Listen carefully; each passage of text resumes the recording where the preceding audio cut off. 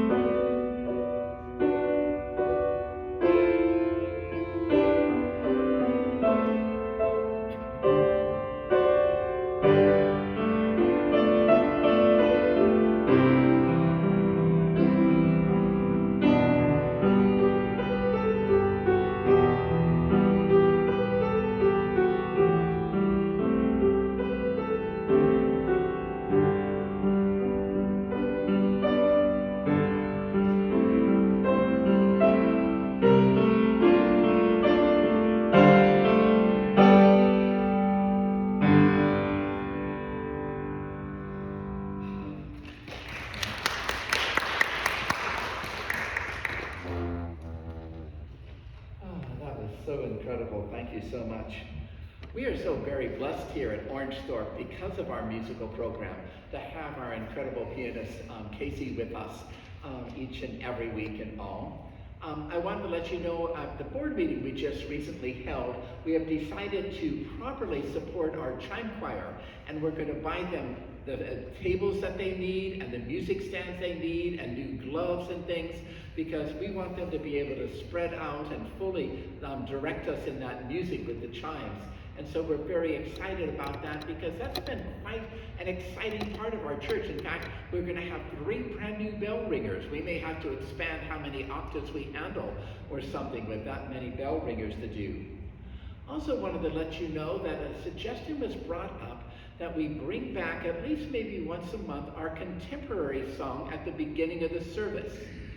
You might remember, if you go back a few years when I first came as interim, it was part of a regular sort of thing that we would have, a contemporary song up here, there, that just add a variety to what we are offering. And so we're going to be looking into that and starting that soon. So changes going on all the time to make the most of our music program. The calming of the storm, changing water into wine, walking upon the water, restoring sight to a blind man, casting out a demon from a young boy, cleansing a leper, and yes, even raising the dead. Ask most anyone today, even in the day and time we live, where church attendance, membership, and involvement drops more each year, and where raising your children in the faith has now become less and less important and is often no longer a priority to many parents. Even in this situation, ask anyone, what do they remember about the Bible? And most often they will answer, the miracle stories. Yes, the miracles. Everyone remembers them, perhaps because they made such great and wonderful, colorful stories in the children's Bible books. How many had children's Bible books either read to them or you read them to your children? We did so every night, and they always made such great stories about one thing after another that Jesus did. So often people remember that because of their past. Or maybe even more so than the parables, they remember them because they're the sensational type of events that Jesus was involved in, that were easiest to remember or recall. The type of events where if newspapers had existed at that day and time, would have made the front page of the daily edition above the fold, as they say. So yes, Jesus in his 3 years of active ministry performed one miracle after another. And in doing so, he changed the lives of each and every person he encountered in this way. And furthermore, by those actions, he transformed the lives of those people, often giving them, essentially speaking, a new lease on life, and began to allow them to live life anew in a way that had not been possible before the healing took place. And by doing so, Jesus amazed not only the direct recipients, this is a great slide for this, by the way, of his actions, but any and all who were present as well when the act was done.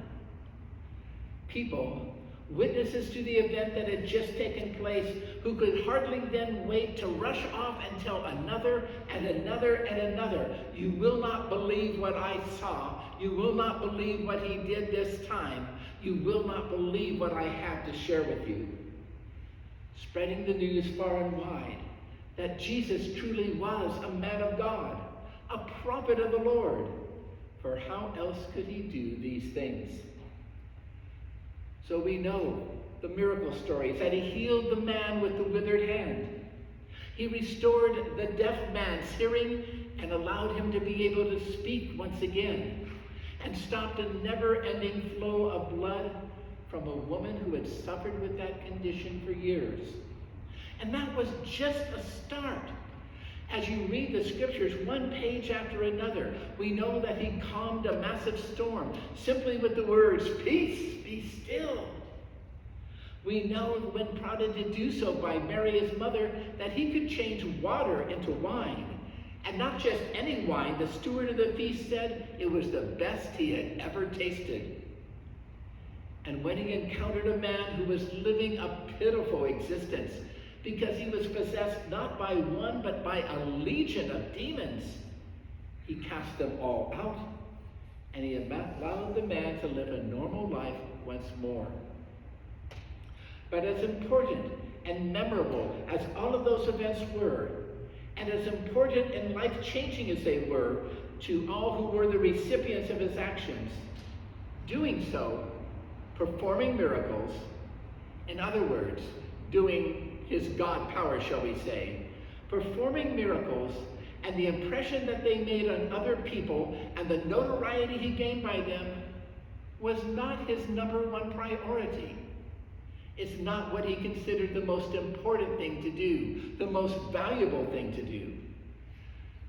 Miracles were just something on the side. In fact, in one of his post-resurrection appearances, Jesus appeared to the disciple Thomas, known as Doubting Thomas. I prefer as Questioning Thomas. And Thomas at this point had not yet seen the risen Lord.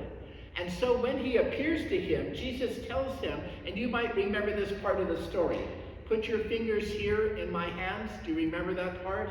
Put your hand here in my side. Then he goes on to say to Thomas, and this is going to help us lead into the next part of the sermon, do not be faithless, but believe. Thomas then replies, now having fully recognized the risen Lord who was in front of him, my Lord and my God. To which Jesus replied, have you believed because you have seen me? Here's the important phrase. Blessed are those who have not seen and yet believe. Because while many people saw what happened with those miracles and believed, most of us have never seen one performed. And so it is up to us to believe without having seen those healings. For you see, while Jesus was out to change, better, and improve the lives of so many people while he walked upon the earth, he never intended for these miracles to be the proof they needed, the proof that he was the Christ, the Messiah, the chosen one. Listen to him again. That was not his purpose in doing the miracles. It was not the reason that he believed they would or should give their lives to Christ. Instead, he wanted these miracles and the lessons he taught through them, the examples he gave through them, he wanted them to be motivating factors for the people then and us people today. That they would be or could be these miracles a stimulus that would lead them, direct them, inspire them to do great things in the name of the Lord. And that's what brings us through perhaps the most well-known miracle of all, the feeding of the 5,000. When after a day of teaching and instruction and sharing the word of the Lord, Jesus said to them, give them something to eat. Can you imagine the disciples looking at him, trying to figure out if he was laughing, if he was kidding? Give them something to eat. All 5,000 of the men, plus women and children. Now, if you remember the story, the disciples are, and I love this word, aghast at what he had asked them. Because when they looked down between them, they had 5 loaves and 2 fish. Which you can almost imagine Jesus saying, great, that's just what I need. And they believe that he's been out in the sun too long, because obviously that's not going to feed the people. But he takes them, lifts his eyes up to heaven, he offers a blessing for them, and he breaks the loaves. And he gives them to the disciples to pass among the people, which, as you know from the story, they did. And yes, here's that word again, miraculously, everyone somehow had plenty to eat. In fact, the scriptures say that they were all ate and were satisfied, and some of them were really big eaters. I mean, they had all that they wanted. And if that was not enough, remember, we started with 5 loaves and 2 fish. They picked up 12 baskets of food afterwards. Can you just see the disciples gathered together, standing in a circle, all of them looking at the baskets of food that they each carried and wondering aloud, just how did this happen? To which you might be pleased to know I have an answer. I can explain that miracle for you. And granted, we do not know if this is the right answer, definitively, definitely, beyond a shadow of a doubt. But many of us pastors, professors, church historians, and theologians believe this is what happened that day. How did it happen this day? Why did it happen in this way? Well, let me start out by saying that there are people that believe it could have been miraculous intervention.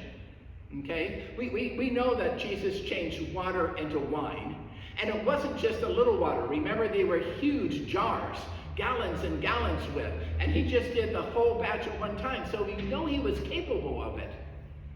And perhaps he could have just taken that bread and broke it, and it reformed, and broke it, and it reformed, gave a fish, and another appeared, gave a fish, another appeared. That's a possibility. But the reason most of us do not agree with that is, what would the people have learned from that experience? What lesson would have been taught them? What example would have been given to them for to follow? Merely this: the lesson would have been, when people are hungry, Jesus will feed them, so we don't have to. Oh, that's a good one. Yes, when people are hungry, Jesus will feed them. But if you will, what happens if Jesus is not around? What if his time on earth has come to an end, he's ascended into heaven, and the people still are hungry? That's why many of us ascribe to this answer, to this way of thinking. And this definitely was a lesson Jesus wanted people to learn. Jesus was setting the people up to let them take action on their own. Listen to that. He was putting them in a position to take action on their own. He was putting them in a position to take what he had shared with them and then to move it on, to pass it on, shall we say. We're all familiar with that, right? It became very popular a few years ago, where I will pass along the good thing that is done to me. We had that the last time we were at the restaurant. Do you remember when we went to, where were we? Ruby's.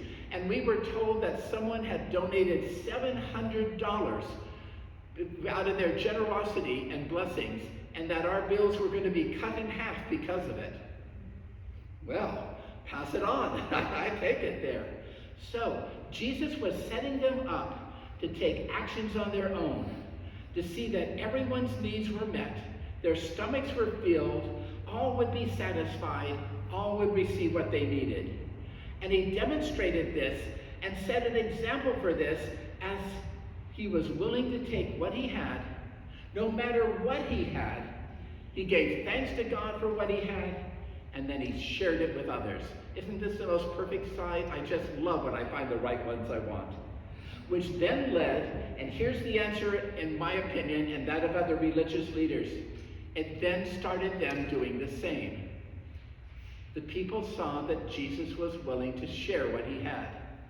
He did not make excuses, he did not come up with reasons, but he took what he had and he said, I am willing to share what I have with you. And that's where a difference starts happening. And when he does this, this is what happens among the crowd. For you see, biblical people knew what it was like to travel a distance to see, hear, or participate in this event. They knew from everyday experience, from having traveled long, lonely roads, that there were few places to pull in and, yes, order a McDonald's Happy Meal and stop and eat. They knew there was no place like that. And so amongst their robes and under their cloaks, I am sure, and tell me, how many of you, if you go on a trip, take food in the car to eat along? Raise your hand if you do. How many just all the time just keep snack food just in case you get hungry as you're going from place to place? Well, they knew the same things. They weren't dummies, and so they began to bring out the food that they had among them. And each person began to share one with another. Somebody had brought bread. Somebody had hard cheese, dried fish, olives, fruit, containers of things to drink. Of course they would have traveled with them. And as one person began to share, then it motivated the others to do the same. And as a result, firstly, they all ate and were satisfied.